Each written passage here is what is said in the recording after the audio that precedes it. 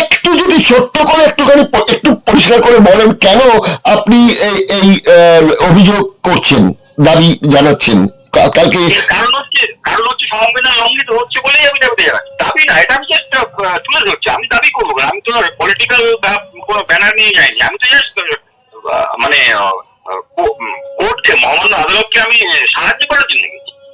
Just বলে দিতে চাইছি এরকম ঘটনাগুলো ঘটছে, আপনারা দেখুন এটা এটা এটা যুক্তিসম্মত কিনা আপনারা বিচার করুন। আমি তো বিচার করবো না, আমি তো বলবো স্টেট করেছি ফ্যাক্টটা, এটা যুক্তিসম্মত কিনা, সত্যিকারের সাংবিধানিক কিনা, এটা আপনারা ঠিক করে দিন।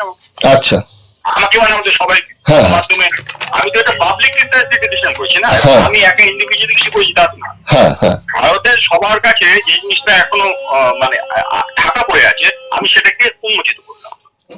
এই পুরো জিনিসটা, এই পুরো এসআইআর প্রক্রিয়াটাই সম্পূর্ণভাবে অসাংবিধানিক। The information provided by the speaker, presenter on the IDSC platform is for general information purposes only.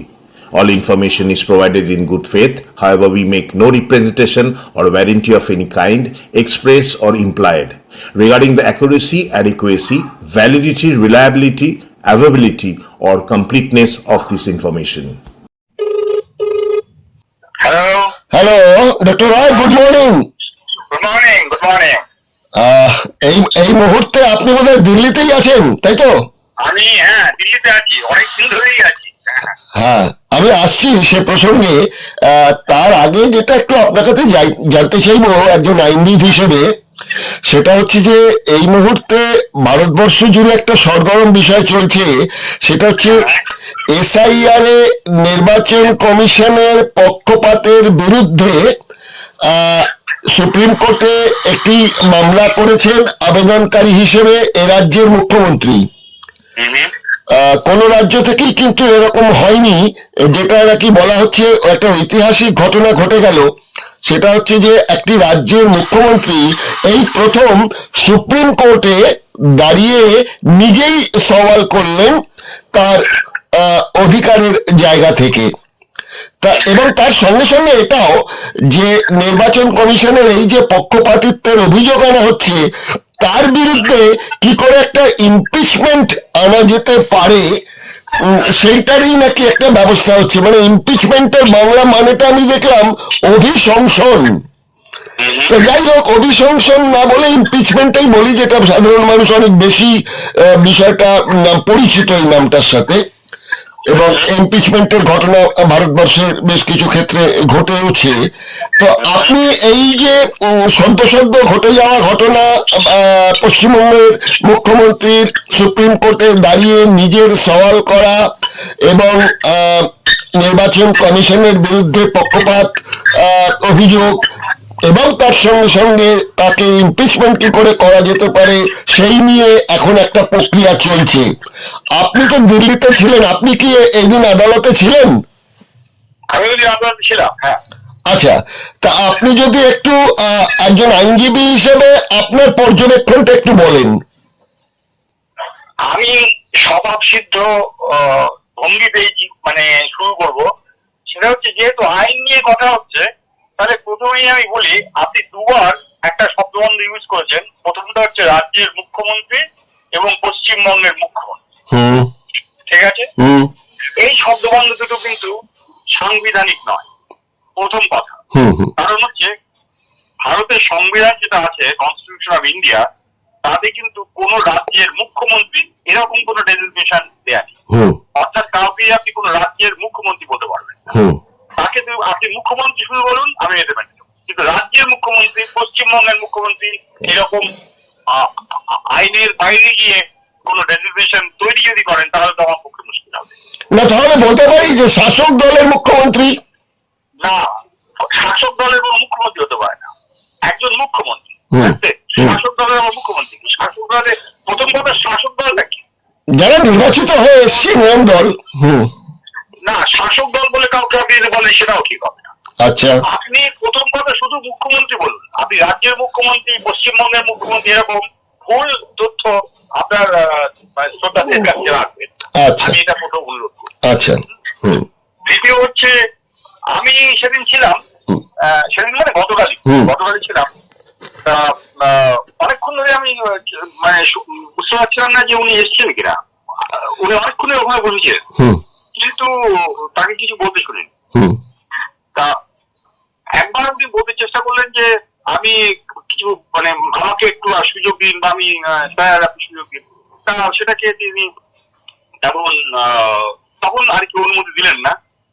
তারপরে একবার এটাও বললেন চিফ জাস্টিস যে আপনি আপনার হয়তো এখানে আছেন, আপনার দলের বা আপনার রাজ্য থেকে যারা এসছেন, যে বড় বড় মানে যারা যারা আইনজীবী যারা, তার যথেষ্ট মানে যথেষ্টই ভালো, হুম তারা তো অত্যন্ত কম্পিটেন্ট, হুম তাদেরই বলতে দিন। হুম কিন্তু উনি তাও শেষ পর্যন্ত বললেন আমাকে 5 মিনিট সময় দিন। হুম তো তখন এখন চিফ জাস্টিস করলেন, অ্যালাউ করলেন তাকে। হুম তা মুশকিলটা হচ্ছে যে এইটা অ্যালাউ করলেন মানে ক্যাজুয়ালি আমরা ভাবছি, কিন্তু জিনিসটা ক্যাজুয়ালি হলো না। কারণ এটা কিন্তু একটা একটা একটা মানে উদাহরণ তৈরি হয়ে গেল যে অর্থাৎ যে কেউ এসে কোর্টের পারমিশন ছাড়াও বা নিজে জোর করে কথা বলতে পারে, এটা কিন্তু আইন নয়। তারপরে যদি কেউ বলেন এসে যে আমিও বলবো, তাকে কিন্তু কিভাবে ওই চিফ জাস্টিস অ্যালাউ করবেন না, সেটা একটা ভাবার বিষয়। দাদা 1 মিনিট একটু থামাচ্ছি, ক্ষমা করবেন। সেটা হচ্ছে আপনি বলছেন এ কথা, কিন্তু মুখ্যমন্ত্রী মমতা বন্দ্যোপাধ্যায় কিন্তু এই পারমিশনটা নিয়েছিলেন যে তিনি সুপ্রিম কোর্টে হাজির হয়ে নিজে সওয়াল করার অনুমতিটা কিন্তু চেয়ে নিয়েছিলেন, এরকমই তো আমরা শুনেছি। অনুমতি হতো না, অনুমতি চাইতে পারেন, কিন্তু অনুমতি পেয়েছেন কি সেই সময়? এইরকম এটা থেকে ওই ধরনের অনুমতি নয়। আপনি যদি অ্যাপিয়ার করতে চান ইন পার্সন, আপনাকে একটা পিটিশন ফাইল করতে হবে যে আমাকে, আমি ইন্টারলোকুটরি অ্যাপ্লিকেশন বলে আইএ, যে আমি নিজেই সওয়াল মানে আমি নিজেই ওখানে অংশগ্রহণ করবো। হ্যাঁ এরকমই তো বলা হচ্ছে, এরকমই বলা হচ্ছে। সেইটা না, সেটা কি অ্যালাউড হয়েছিল? বলা হচ্ছে তো অ্যালাউ হয়েছে বলেই তিনি গেছেন। না, অ্যালাউড হয়েছিল বলে আমি জানি। অ্যালাউড যদি হয়ে থাকতে তাহলে এই প্রশ্নটা আসতো না যে আপনি বলবেন আপনার যারা আইনজীবী আছে তাদেরই বলতে দিন, এটা বলতেন না। আচ্ছা আচ্ছা আচ্ছা অ্যালাউড ছিল না। আচ্ছা, মানে আমি আইনের দিক থেকে দেখছি। হ্যাঁ হ্যাঁ ঠিক ঠিক বলুন। তো তারপরেও তিনি একজন মুখ্যমন্ত্রী, একজন ভদ্রমহিলা, তো কি করা যাবে, করেছেন, কাজ করেছেন। এটা নিয়ে এত কিছু বলা বলে কিছু নেই। তারপরে উনি আপনি কি বলছেন যে ওই কি হয়েছে জানো? হ্যাঁ যেটা বলতেছিলাম যে এই যে পক্ষপাত দুষ্ট নির্বাচন কমিশন, তবে মমতা বন্দ্যোপাধ্যায় এই যে প্রথম পক্ষপাত দুষ্ট এটা বলেছেন সেটা তো নয়। আমরা ইতিহাস যেটুকু দেখতে পাচ্ছি সেটা দেখছি 2001 সালে রাষ্ট্রপতি ছিলেন KR নারায়ণন। তিনি বলেছেন যে মানুষ মূল্যায়নের বিচারে বিচার ব্যবস্থার থেকেও নির্বাচন কমিশনে আস্থা বেশি রাখতেন, কিন্তু এখন রাখা যাচ্ছে না। এটা KR নারায়ণন বলেছিলেন 2001 সালে। আর পরবর্তীকালে আমি এখনকার কথা বলছি, আপনার 2025 সালের 31শে জুলাই থেকে 13ই আগস্ট পর্যন্ত ভারতবর্ষের লোকনীতি CSDS এর একটা সমীক্ষা, সেখানে বলেছে যে 6টি রাজ্যে একটা সমীক্ষা চালানো হয়, সেখানে 21.7% মানুষ বলেছেন নির্বাচন কমিশন কেন্দ্রীয় সরকারের চাপে থাকে। আবার 31.7% মানুষ বলেছেন যে কিছুটা চাপে থাকে। তার মানে 31 আর 21 যদি যোগ করি তাহলে প্রায় 52-53% মানুষ বলছেন যে হ্যাঁ আমাদের কেন্দ্রীয় সরকারের চাপেতেই নির্বাচন কমিশন থাকে। এই অভিযোগ একটা ছিল। তা সেই অভিযোগ বিভিন্ন রাজনৈতিক দল করছে, বিরোধী দলেরা করছে, আমাদের তৃণমূলের তরফ থেকে মমতা ব্যানার্জিও সেইটাই করেছেন। এবং এখন যেটা হচ্ছে যে এটার একটা শেষ দেখার জন্য ইমপিচমেন্টের একটা বিষয় ভাবনা চিন্তা শুরু হয়ে গেছে। এবং তিনি এও বলেছেন যে সংখ্যাধিক্যে হয়তো আমরা এটা করতে পারবো না, কিন্তু রেকর্ড হয়ে থাকবে ব্যাপারটা। এই ব্যাপারটা যদি একটু বুঝিয়ে বলেন। মানে কি রেকর্ড হয়ে থাকবে? যে তার বিরুদ্ধে ইমপিচমেন্ট প্রস্তাব আনা হয়েছে, হ্যাঁ হ্যাঁ হ্যাঁ, তাতে কি হচ্ছে? কিন্তু প্রশ্ন হচ্ছে ওই ইমপিচমেন্ট প্রস্তাব আনবার জন্য যে বিধিগুলো তৈরি করা আছে, সেই বিধি অনুযায়ী কিন্তু একটা ইমপিচমেন্ট প্রস্তাব আনবো বললেই আনা যায়। তার সংখ্যা, ওই সংখ্যার একটা ব্যাপার আছে। আমি এক্স্যাক্টলি আমি এই সংখ্যাটা এখন বলছি না, বলতে পারছি না। এই সংখ্যাটা আপনাকে আমি বলে দিচ্ছি, এটা লোকসভায় হতে হবে 100 জন, রাজ্যসভায় হতে হবে 50 জন, কিন্তু সেটা পাস করাতে গেলে 2/3 মেজরিটির সমর্থন দরকার হবে। সেটা তো সম্পূর্ণ অন্য ব্যাপার। অন্য ব্যাপার, হ্যাঁ হ্যাঁ। কিন্তু এই যে প্রস্তাব আনতে হলে 100 জন লোকসভা এবং আপনি যে বলছেন রাজ্যসভায় 50 জন, এইটা কি যিনি এই প্রস্তাবটা আনতে চাইছেন তার দখলে আছে তো? তার একার নেই, কিন্তু বিরোধী দলের অন্যান্য যারা রয়েছে, যেমন আশা করা হচ্ছে যে তার সঙ্গে থাকবে আরজেডি, তার সঙ্গে থাকবে বলেই দিয়েছে সমাজবাদী পার্টি, তার সঙ্গে থাকবে স্ট্যালিনের দল ডিএমকে, কিন্তু কংগ্রেসের ব্যাপারে একটু মুশকিল আছে, যেহেতু রাজ্যে বিধানসভা নির্বাচনে উনি বলেছেন যে আমরা একা লড়বো, কংগ্রেসের সঙ্গে লড়বো না। সুতরাং কংগ্রেস এক্ষেত্রে যদি সমর্থন দেয় তাহলে কংগ্রেসের জন্য অসুবিধা হয়ে যাবে, আবার যদি সমর্থন না দেয় তাহলেও মমতা ব্যানার্জির পক্ষে বলা সম্ভব হবে যে এরকম একটা বড় ইস্যু জনগণের জন্য, সেখানে কংগ্রেস পিছিয়ে গেল, এরকম একটা বিষয় রাজনীতি দাঁড়িয়ে আছে। এগুলো সমস্যা রাজনৈতিক ব্যাপার কি যেন হচ্ছে। মানে আমার বক্তব্য হচ্ছে একটা ইমপিচমেন্ট প্রস্তাব আনতে হবে প্রথমে, সেইটাকে 2/3 মেজরিটি দিয়ে পাস করা। এই দুটোই প্র্যাকটিক্যালি অসম্ভব। যাই হোক, আপনি বলছেন ইমপিচমেন্টটা আনা যাবে না, মানে বিরোধী দল যদি 100 জনের সমর্থন দেয় আর ওদিকে 50 জনের দেয়? হ্যাঁ, নিশ্চয়ই আনা যাবে, কেন জানা যাবে না? অবশ্যই আনা যাবে, অবশ্যই। এই মুহূর্তে যেমন অনাস্থা প্রস্তাব আনা যেতে পারে, এই মুহূর্তে আপনার ওই সরকারের বিরুদ্ধে, ঠিক এখন যে সরকার আছে তার বিরুদ্ধে অনাস্থা প্রস্তাব আনা যেতে পারে, কিন্তু সেটা আনলে আমরা রেকর্ড করে রাখলাম, এর মানেটা আপনার পারপাস তো হবে ওইটাকে পাস করার। এই পাস করানোর পজিশনে আপনি আছেন কি? আমি সেটাই বক্তব্য। না, এটা ওরা জানেন যে পাস করানো যাবে না, কিন্তু জনগণের জোর কাছে তো এটা বলা যাবে যে আমরা ভারতবর্ষের আইনের মধ্যে থেকে যতটা সম্ভব জনগণের হয়ে লড়াই করার চেষ্টাটা আমরা করেছি, এবং সেটা একমাত্র তৃণমূলের নেতৃত্বেই হলো।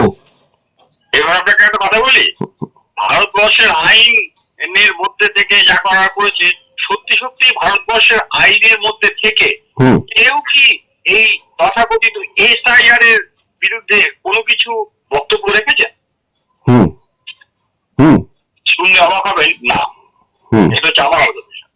আচ্ছা, এই যা কথা বলা হচ্ছে যে পক্ষপাত দুষ্ট, তারা তাদের জন্য বিএলওরা মারা যাচ্ছে, এই যে কি সব কথাবার্তা হচ্ছে না, এগুলো সব আইনের ব্যাপার হচ্ছে না, এসব আইন টাইন ইমোশন, সবকিছু ইমোশন।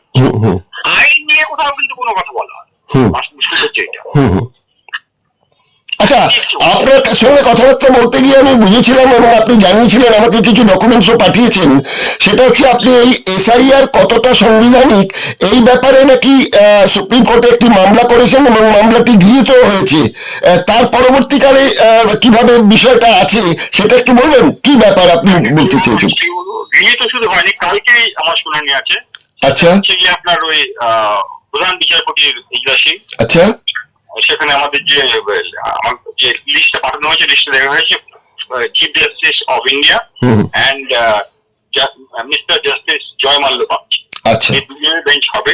দুজনের নাম লেখা নেই কারণ জানো, আমি বুঝতে পারছি। যাই হোক, এই দুজনের বেঞ্চে কালকে আমার 14 নম্বর হচ্ছে আইটেম। আচ্ছা, সেখানে আমি একটা এই কেস ফাইল করেছি। কিন্তু আপনি যেটা বলছেন SIR এর বিরুদ্ধে, আমি কিন্তু SIR এর বিরুদ্ধে কোনো কেস ফাইল, আমি ফাইল করেছি একটা অন্য ব্যাপার। সেই ব্যাপারটা হচ্ছে, আমি একটা উদাহরণ দেবো, 100 বার। উদাহরণ হচ্ছে, মনে করুন একটা প্লেনে আপনার অনেক যাত্রী আছে, সবাই মিলে যাচ্ছে, মানে অনেক যাত্রী, তার মধ্যে ওই ভারতের যারা মানে সুপ্রিম কোর্টের বিচারপতিরাও আছেন সেই প্লেনের মধ্যে, আমরাও অনেক আছি, প্রচুর লোক আছেন আমরা সবাই। তো এই প্লেনটা যখন এয়ারপোর্ট থেকে উঠবে তার আগে এমনি সমস্ত এসছেন সবাই, পাইলট এসছেন, কিন্তু পাইলটের কাছে আপনার নেই, চাবিটা ছিল না। প্লেনটা ঢোকার জন্য ককপিটে ঢুকতে গেলে তিনি প্লেনের কন্ট্রোল নেওয়ার আগে তো তাকে দরকার তো চাবি নাকি, আমরা কোনোভাবে ঢুকতে হবে তো, অফিসে ঢুকতে আগে চাবি, চাবি নেই। তা উনি কি করেছেন, উনি দেখি চাবি নেই, কোনো হারিয়ে গেছে, কি করা যাবে, প্লেন যেতেই হবে, কিছুই করার নেই। উনি দরজা ভেঙে দিয়ে ঢুকছেন, ককপিটের দরজা ভেঙে উনি বেরিয়ে ঢুকছেন। আচ্ছা, ঢুকে পরে সবকিছু যেন করছেন। প্রথম কথা হচ্ছে, ককপিটের দরজা যদি আপনি ভেঙে ভেতরে ঢোকেন, তার মানে আপনি পাইলট হন, তাই না? আপনার পাইলট যদি আপনি হবেন, আপনার ককপিটের দরজা ভাঙতে পারেন না, হুম কারণ আপনি ভাঙলেই তো বুঝতে পারছেন যে ব্যাপারটা সম্পূর্ণ গন্ডগোল হয়ে গেল, এই প্লেনটা চালানো যাবে না। হুম কিন্তু আপনি যদি এই ব্যাপারটা না ভেবে থাকেন, ভেবে আপনি দরজাটা ভাঙলেন, ভেঙে ঢুকে এবারে যদি আপনি কন্ট্রোল নিলেন প্লেনের, এবং প্লেনটা এখনো ওড়েনি, বুঝেছেন, প্লেনটা এখন উড়ে উড়ে করে করছে কি সব, মানে এই অমুক সময় সিট বেল্ট বাঁধো, হ্যাঁ প্রস্তুতি চলছে। এই সমস্ত হচ্ছে। হুম এই অবস্থায় আমি বলতে চাইছি, এই যে বিচার ব্যবস্থা, তারাও বিচার ব্যবস্থা যারা প্রতিনিধি, তারাও কিন্তু বসে আছে, ঠিক আছে, তারা কি এইটা অ্যালাউ করবেন কি করবেন না আমি জানতে চাইছি। কারণ এরপরে যখন ওই প্লেনটা ওড়ার চেষ্টা করবে, সঙ্গে সঙ্গে কিন্তু প্লেনটা ক্র্যাশ করে এবং মারা যাবে সবাই, এটা চোখের সামনে দেখতে পাচ্ছি, দেখতে পাচ্ছেন না। উনি যে দরজাটা ভেঙে ঢুকেছেন সেটা কিন্তু আমরা কেউ বুঝতে পারছি না, আমরা কেউই বুঝতে পারছি না বলে কেউ কোনো প্রতিবাদও করছি না, আমরা তাকে অ্যালাউ করছি যে উনি প্লেনটা ওড়া। আমি এখানে বলতে চাইছি যে আমার চোখে হঠাৎ ধরা পড়লো যে উনি কিন্তু দরজাটা ভেঙে ঢুকেছেন, তার কাছে কিন্তু চাবি ছিল না। এই অবস্থায় আমরা প্লেনটাকে অ্যালাউ করতে পারি কি? আপনি কি বলেন বলুন তো সেটা? না, এটা তো খুব সহজ যুক্তি একটা। যে আপনি প্লেনটা ওরা উচিত না, 100 এর হাতে প্লেনটা ওরা উচিত, ঠিক? সেই মুহূর্তে বললে হবে যে একে এর বিরুদ্ধে ব্যবস্থা নিতে হবে, বলতে হবে যে প্লেনটা ওড়াতে পারবে না। এখন এটা কি করছো তুমি? তো তুমি দরজা ভাঙলে কেন? আমাকে জানতে হবে, ভাঙলে কেন বলে আমাকে বিচার করতে হবে। আপনার ব্যাপারটা যতদিন ধরে ভাববো ততদিন আপনি নিশ্চয়ই প্লেনটা বিচার দেবেন না, কারণ প্লেন চালাতে তাহলে সব মরে যাবে, ঠিক তো? এই যে আমি উদাহরণটা দিলাম, এক্স্যাক্টলি এই উদাহরণটা ফিট করছে এই তথাকথিত SIR প্রক্রিয়া। এইবার আপনাকে বুঝতে হবে আমি কি বলতে চাইছি, আপনি বুঝবেন না, কারণ এই জন্য আপনি একদিন ধৈর্য ধরুন, কালকে, ঠিক আছে, কালকে আমি ব্যাপারটা এখানে প্লেস করবো। না, মোটামুটি আমি যেটা বুঝতে পারলাম, যে যেটুকু আপনি বোঝালেন সেটা হচ্ছে এই সাংবিধানিক অধিকার নিয়ে এই যে নির্বাচন কমিশনের SIR করার ব্যাপার, এই ব্যাপারটা কি আপনি বলছেন যে এটাই মানে আইনগত জায়গা থেকে দেখতে গেলে এটা অবৈধ? মোটামুটি এইটুকু তো বুঝলাম, এটা কি ঠিক বুঝলাম? অ্যাবসলিউটলি ঠিক বলছে।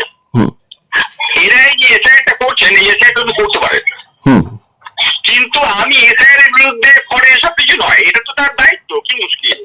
একজন হসপিটালে ডাক্তার, তিনি রোগীর চিকিৎসা করবেন ঠিক মতো, তার করার কথা। আমি আবার তাকে কি বলবো যে তিনি, আমি চাই যে তিনি ভালো করে করবেন, মানে যুক্তিসঙ্গত কথা হবে না। তবে যারা নাকি নির্বাচন কমিশন বলে যাদের বসানো হয়েছে জায়গায়, তারা তো নির্বাচন প্রক্রিয়া চালাবেন, তাদের দায়িত্ব, আপনার আমার দায়িত্ব নয়, এমনকি সরকারের দায়িত্ব নয়, নির্বাচন কমিশন। ঠিক 324 নম্বর ধারা, মানে ভারতের সংবিধানে এটা লেখা আছে 324, ঠিক, যে তারা ইলেকশন কন্ডাক্ট করবেন, তারা ওই ইলেকট্রাল রোল তৈরি করবেন, ইলেকট্রাল রোল রিভাইজ করবেন, এগুলো সমস্ত কিছু, কিন্তু করতে হবে তারা আইনের মাধ্যমে, তারা মন গড়া কিছু করতে পারবে। বুঝতে পারছেন? সংবিধান কাউকে মন গড়া কোনো কিছু করার জন্য কিছু করতে পারে না। সংবিধানের যদি ওই শুনছি যেটা 61 নম্বর ধারা, তার 26তম সংশোধন হয়েছে 1971 সালে, তো এরপরে আপনি তাহলে কি করে বলছেন যে সংবিধানের বাইরে গিয়ে করছে? সবকিছুই তো সংবিধানের মধ্যে থেকে করছে বলেই তো তাদের দাবি। করছে না তো, এই তো দাবি তো তারা করতে পারে, দাবি করলেই তো সবার চোখে ধরা পড়বে না, তা তো ভাববেন না, করছেন না, সেটাই তো আমার বক্তব্য। সেটাই তো আপনি যেটা কি করছেন, তাদের চাবিটা আছে তো ওই ককপিটে ঢোকার মতো, আমি তো সেইখানে চ্যালেঞ্জ করছি। আমি কোন ওতে কেউ মারা গেছেন কি করছেন বা পক্ষপাত দৃষ্ট এইরকম ইচ্ছে করে নাম্বার দিচ্ছে, এগুলো আমি এই বিষয়ে যাচ্ছি না। এই ঘটনাগুলো ঘটবে যখন দেখুন প্লেনে উঠেছেন, উঠে প্লেনটা চালাচ্ছেন, তখন বলবো দেখুন প্লেন ঝাঁকুনি হচ্ছে, এই সব ব্যাপার আছে। কিন্তু তিনটে প্লেনটা ওঠেননি এখনো, ভেঙেছেন, দরজা ভেঙে ঢুকেছেন, দরজা ভেঙে ঢুকেটাকে মেলা করছে না। আমি এইখানেই বলছি, তার মানে দরজা যদি ভেঙেছেন তাহলে তারা এটা নর্মালি করবেন না, পারবেন না, তাই না? যিনি দরজা ভেঙে ঢুকলেন ককপিটে, তিনি কি প্লেন চালাতে পারেন? আপনি কি, আপনার কি মনে? সেটা বলছি, আপনি যেটাকে উপমা হিসেবে দেখাচ্ছেন সেটা থেকে বুঝতে পারছি যে সংবিধান লঙ্ঘন করে কাজটা হচ্ছে। অ্যাবসলিউটলি সংবিধান লঙ্ঘন করে কাজ। আচ্ছা, এই বিষয়টা আমাদের দিগদর্শনের যারা দেখছেন, শ্রোতা যারা আছেন, একটু যদি ছোট্ট করে একটু পরিষ্কার করে বলেন কেন আপনি এই অভিযোগ করছেন, দাবি জানাচ্ছেন কালকে? কারণ হচ্ছে সংবিধান লঙ্ঘিত হচ্ছে বলেই আমি দাবি জানাচ্ছি। দাবি না, এটা আমি জাস্ট তুলে ধরছি। আমি দাবি করবো না, আমি তো পলিটিক্যাল কোনো ব্যানার নিয়ে যাইনি, আমি তো জাস্ট মানে কোর্টকে, মহামান্য আদালতকে আমি সাহায্য করার জন্য গেছি। জাস্ট বলে দিতে চাইছি এরকম ঘটনাগুলো ঘটছে আপনারা দেখুন এটা এটা এটা যুক্তিসম্মত কিনা আপনারা বিচার করুন। আমি তো বিচার করবো না, আমি তো খালি বলবো আচ্ছা। আমি স্টেট করেছি ফ্যাক্টটা, আচ্ছা। এটা যুক্তিসম্মত কিনা সত্যিকারের সাংবিধানিক কিনা এটা আপনারা ঠিক করে দিন আচ্ছা। আমাকে মানে আমাদের সবাই হ্যাঁ। মাধ্যমে। আমি তো এটা পাবলিক ইন্টারেস্টে ডিসিশন করছি না, হ্যাঁ। আমি একা ইন্ডিভিজুয়ালি কিছু করছি তা না। হ্যাঁ হ্যাঁ ভারতের সবার কাছে যে জিনিসটা এখনো মানে ঢাকা পড়ে আছে, আমি সেটাকে উন্মোচিত করলাম। আচ্ছা। এই পুরো জিনিসটা, এই পুরো এসআইআর প্রক্রিয়াটাই সম্পূর্ণভাবে অসাংবিধানিক। সংবিধান এই ক্ষমতা তাকে দেয়।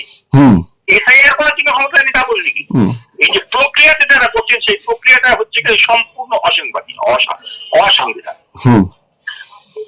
এইটা যেটা কেউ এভাবে কেউ তো বলেননি, আমি জানি না। না না, এটা এখন পর্যন্ত আপনি যেভাবে বলছেন এরকম বিস্ফোরক ভাবে কেউ বলেনি উনি, এবং আমার মনে হচ্ছে যে কেউ যদি সেটাকে অনুধাবন করে থাকেন তাহলে নিশ্চয়ই বলতেন। সেটাই আমার কাছে একটু মানে অবাক লাগছে, যারা আমরা আইন সম্বন্ধে অতটা মানে নই, বলতে পারেন অজ্ঞই আমরা, সেখানে দাঁড়িয়ে যে প্রসঙ্গটা আপনি বলছেন ওটা মারাত্মক আপনার বক্তব্য। একেবারে মাত্র বক্তব্য, আমরা সবাই মারা যাবো, এই ভারতবর্ষের প্রতিটি মানুষ মারা যাবে, এটা আমি অ্যালিগরিক্যালি বলছি, বুঝতে পেরেছেন? এই যখনই এরকম একটা সংবিধান এইরকম একটা এই প্রসেসে এই ইলেকট্রাল রুল তৈরি হবে, তার মানে হচ্ছে ভারতের কেউ আমরা আছি, আমরা ভারতীয় নাগরিক আছি কিনা যে প্রশ্নই করে আসছে, এটা সেকেন্ডারি প্রশ্ন। তাহলে আপনার কথা মতো 1950 সালে সুকুমার সেনের নেতৃত্বে যে নির্বাচন কমিশন গঠিত হলো, ওই তখন থেকেই ব্যাপারটা অবৈধ? না না, এখানে ইন্টারেস্টিং ব্যাপার না। না কেন অবৈধ হবে না? আমি এর আগে পর্যন্ত কোথাও অবৈধ ব্যাপারটা ঘটেনি, এই প্রথমবার আমি বলছি এটা অবৈধ। হ্যাঁ, এই প্রথমবার আমি বলছি এটা অবৈধ, অ্যাবসলিউটলি অবৈধ। মানে এতদিন যেটা ছিল আইআর, সেটা 2025-এ এসে হলো এসআইআর। মানে এটা তো নাম দিচ্ছে এসআইআর আইআর, এগুলো সব নাম, এই নামটার মতো আমি যাবোই না, এগুলো কিন্তু সেকেন্ডারি অর্ডিনারি পয়েন্ট করবো, অর্ডিনারি কথা বলবো না। এসআইআর ছিল কিনা আইআর ছিল কিনা এগুলো আমার কাছে পয়েন্টই নয়। আপনি প্লেনটা চালাবার জন্য দরজাটা ভেঙে ঢুকেছেন, বাংলা কথা তো চাই না, আমি দুটো ব্যাপার একটু পরিষ্কার করে বুঝতে চাইছি। আপনি বলছেন যে 1950-এ সুকুমার সেনের নেতৃত্বে যখন নির্বাচন কমিশন প্রথম তৈরি হলো এবং নির্বাচন কমিশনার নির্বাচিত হয়ে সুকুমার সেন বিনা অভিজ্ঞতায় প্রথমবার ওই অনুষ্ঠানটা করলেন, নির্বাচন অনুষ্ঠানটা হলো ঠিক মতন ভাবে, সেই সময়টা আপনি বলছেন যে ওইটাকে আপনি বলছেন না, পরবর্তী যে সময়টা থেকে আপনি বলছেন যে এটা অবৈধ। এই এই এই টাইম স্প্যানের যে জায়গাটাকে আপনি দুটো ভাগে ভাগ করছেন, এই জায়গাটা যদি একটুখানি ছোট করে বলেন, হাতে খুব সময় কম। সময় থেকে বলছি না, আমি এই বছরের কথা, এই যে একদম একদম। আচ্ছা, 25 সালে বিহার থেকে যেটা হলো, এইখান থেকে শুরু করি, আচ্ছা বিহার ইলেকশন থেকে শুরু করি, আচ্ছা আচ্ছা, সেইখান থেকে সম্পূর্ণ ব্যাপারটাই absolutely unconstitutional and void abolition. তাহলে এটা আপনি সুপ্রিম কোর্টের গোচরে এনেছেন। কালকে প্রধান বিচারপতি এবং জয়মাল্য বাগচি তার সহযোগী আরেক বিচারপতি, তারা আপনার এই বক্তব্য শুনবেন, শুনানি হবে, তারপরে কি আমরা বিষয়টা জানতে পারবো, না আমাদের দর্শকদের কাছে একটু আঁচ দিতে পারবেন কিনা? ওই তো আজ করেই হবে, কালকে বেটার হচ্ছে কালকের জন্য অপেক্ষা করা যাক, ঠিক আছে? আমি কালকে আপনি আমাকে আশা করে বলতে পারেন। আচ্ছা আচ্ছা, তাহলে কালকে আমরা সন্ধ্যের পর আপনার সঙ্গে একবার যোগাযোগ করবো। নিশ্চয়ই, কারণ তখন আমি আশা করছি হয়তো মানে যা জাজমেন্ট হবে দেখবো, জাজমেন্ট বা তাদের অবজারভেশন কি হবে সেটা আমি বলবো।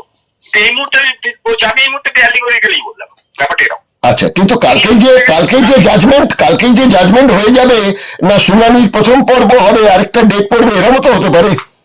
না না, জাজমেন্ট কালকে হয়ে যাবে। কেন কালকে তো আমি একটা কিছু বললাম, এই কথাটা মানে এই নয় যে সেটাই একবার সত্য বলে, সেটা তো তারা বিবেচনা করবেন under natural rule of justice. সেটা যেটা আছে তাতে যার বিরুদ্ধে আমি কোনো অভিযোগ করছি তার কথাটাও কিন্তু যাকে শুনতে হয়, আমার কথা শুনে একটা সমালোচনা করতে হয়, তাদের না তাদের নোটিশ ইস্যু করতে হবে, তাদের বলতে হবে কোর্ট থেকে আপনার মানে নোটিশ দেবে, বিজ্ঞপ্তি দিয়ে বলবে যে আপনারা বলুন আপনাদের বিরুদ্ধে এরকম একটা কথা আসছে, আপনারা এস্টাবলিশ করুন। আমি যা বলেছি সেটাকে তাদের খনন করতে হবে, তাদের আইনজীবীরা আছেন তারা নিশ্চয়ই করবেন। তাহলে আপনার এখানে অপোজিট পার্টি কাকে আপনারা করেছেন নোটিশ করছেন? অপোজিট পার্টি হচ্ছে ইলেকশন কমিশন অফ ইন্ডিয়া, আচ্ছা, গভর্নমেন্ট অফ ইন্ডিয়া, দুজনেই দুইজনই, হ্যাঁ হ্যাঁ, আমার দুইজন।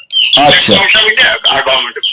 আচ্ছা আচ্ছা আচ্ছা, তাহলে এখন এইটুকু মানে কৌতূহল নিয়ে অপেক্ষা করতে হবে বৃহস্পতিবার সন্ধ্যে পর্যন্ত। হ্যাঁ নিশ্চয়ই, তাই তাই। আচ্ছা আচ্ছা আচ্ছা, ঠিক আছে, তাহলে আজকে এখানে শেষ করছি সুমন বাবু। আচ্ছা, থ্যাংক ইউ, হ্যাঁ। Thank you.